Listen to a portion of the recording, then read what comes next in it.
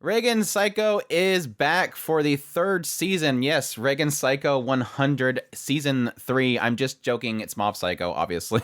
But actually pretty excited for the series to come back, and already with its first episode, it's already getting right back into the stuff that I absolutely love for this series. Really bookending this episode with some really heartfelt moments that really do have me coming back for this series. But it's my thoughts on that first episode of Mob Psycho 100 Season 3, so let's jump right into it. Kicking off this season, we are really hitting heavy on Mob and his fears for this future, because we have our little career path thing that comes up at school, and so Mob's really trying to figure out what exactly he wants from his future, even though Reigen's like, it's obvious you're going to be working here, right? No, Mob's kind of, he knows that he doesn't want to stay under Reigen, but at the same time, he doesn't have really an idea of what he wants in his future.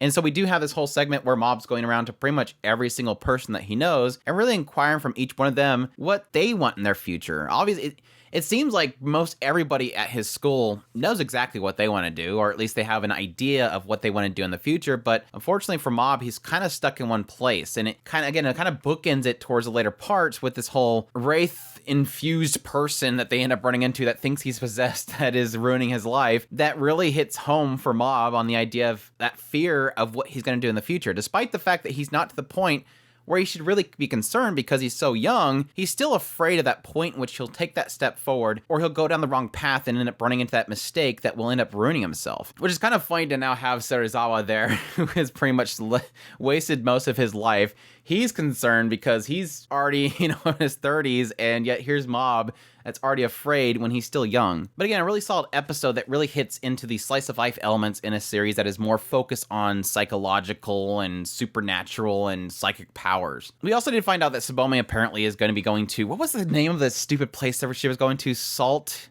Hill? No, Yuzu Pepper High. Yuzu Pepper High.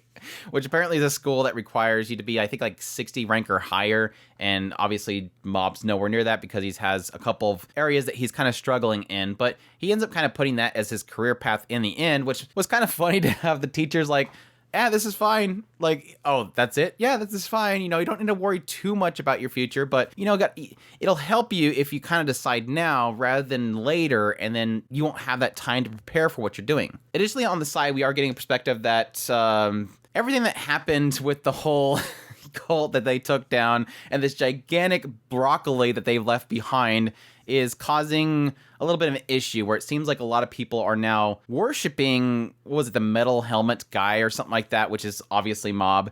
A lot of people are going to the broccoli tree and creating a cult, so to speak. And at some point, Dimple did go over there and say that it's his turn to his time has finally arrived. I guess we'll see what Dimple ends up doing. I think Dimple's been always that character that you feel like he's the bad guy, but he always ends up doing good in the end.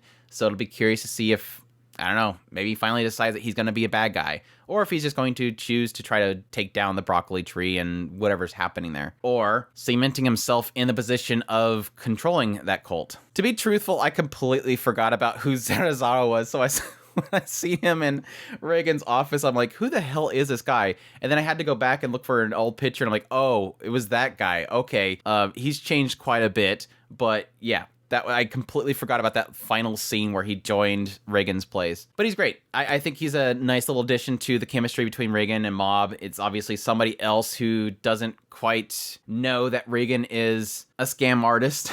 But no, like I said before, I love Reigen.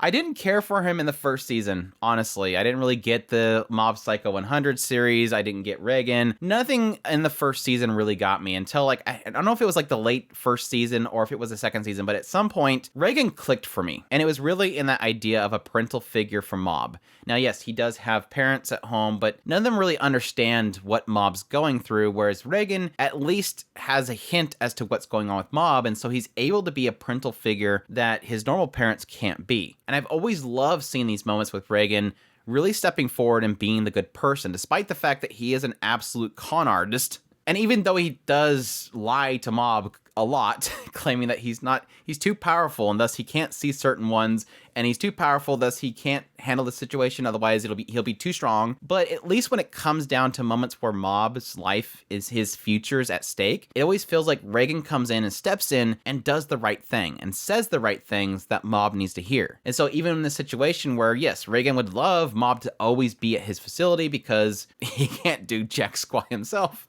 at least he's able to say, oh yeah, you don't think that your future's here. Because Mob says basically, I don't see that this is going to be a place that I should stay. Because if I stay here, I will age, but nothing else will ever change in me. And so Reigen, again, being a solid human being for once in his life, will actually step forward and say, that's fine. If this isn't your place, I'm just kidding.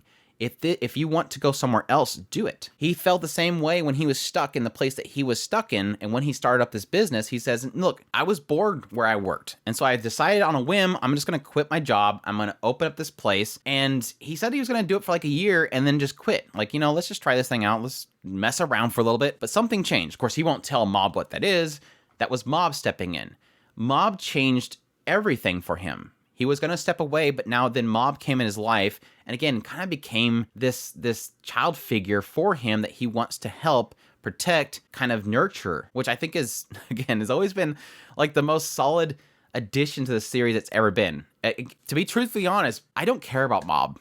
I've never really cared about him too much. He's always been a little bit too out of it for me. I mean, he's had his moments. Like he has seen significant growth. Seeing a lot of the more slice of life moments of Mob struggling with his love for Tsubame and his desire to do better in order to prove himself to her, getting himself stronger, going out of his comfort zone to grow has always been great.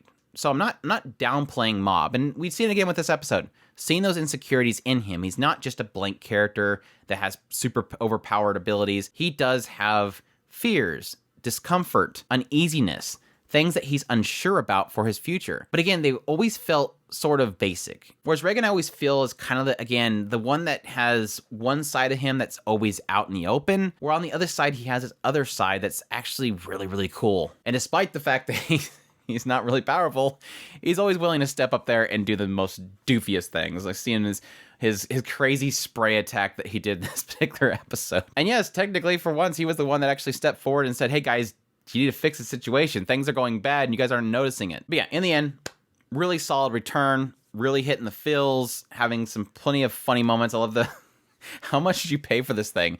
Oh, 80,000. It was like a 500 thing. And so when he breaks it, he freaks out. And like his entire life has been ruined because he just broke this arm of this thing that this guy paid way too much for. But again, great start. Really looking forward to more of this season. Definitely another one of the many titles to add to my list of shows that I have to keep watching because I'm really into it. I'll be curious to see what happens with Dimple. I really don't know exactly what the hell they're doing with him, but we'll see. Hopefully with the next episode, we'll see what Dimple's doing. Again, my assumption is that he's going to try to take over that the cult of the broccoli tree. But anyways, that's my thoughts on the premiere of Mob Psycho 100 Season 3. Hope you guys enjoyed this video. As always, if you did, make sure to hit that like button down below. Comment, let me know what you thought of the episode. Subscribe to the channel if you're not already so you can get all my content. I do news reviews, first impressions, top lists. I'm going to be doing first impressions of all the shows, by the way. That said, if you like what you see here and you would like to support the channel more, we have a Patreon link, a tips link, and a super thanks button down below, or you can share us out. I greatly appreciate everybody that supports us, and y'all take care.